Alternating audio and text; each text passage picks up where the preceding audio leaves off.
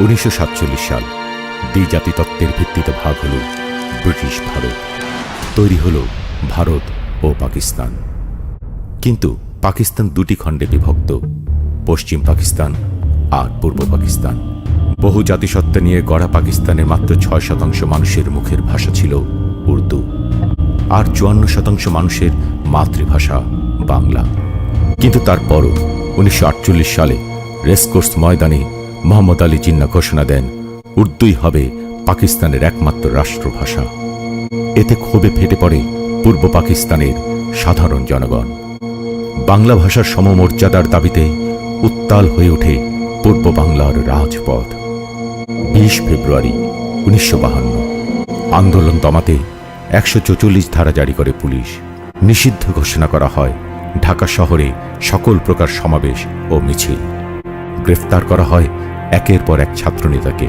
1952 সালের 21 ফেব্রুয়ারি সকাল থেকেই ছাত্ররা এসে সমবেত হতে থাকে ঢাকা বিশ্ববিদ্যালয় প্রাঙ্গণে, আর ভাষার দাবিতে স্লোগান দিতে থাকে। কিছুক্ষণের মধ্যেই ছাত্ররা 144 ধারা ভেঙে রাষ্ট্রভাষা বাংলার দাবি নিয়ে পূর্ব বাংলা আইন পরিষদের দিকে রওনা হয়। হঠাৎ গুলিবর্ষণ শুরু করে পুলিশ।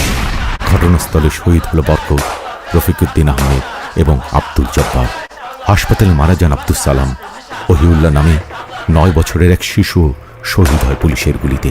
পুলিশের সাথে ছাত্রদের সংঘর্ষ চলতে থাকে।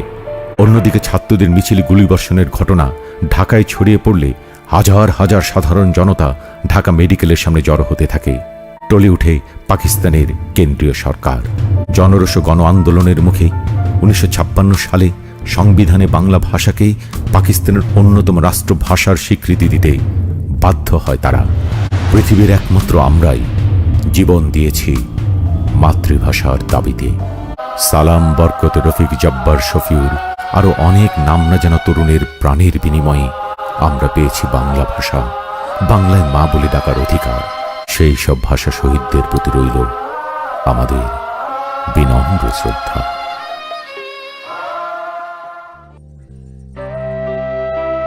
মাগো, ওরা বলে সবার কথা কেড়ে নেবে, তোমার কোলে শুয়ে গল্প শুনতে দেবে না। বলো মা, তাই কি হয়? তাই তো আমার দেরি হচ্ছে। তোমার জন্য কথার ঝুলি নিয়ে তবেই না বাড়ি ফিরব। লক্ষ্মী মা, রাগ করো না, মাত্র তো আর কথা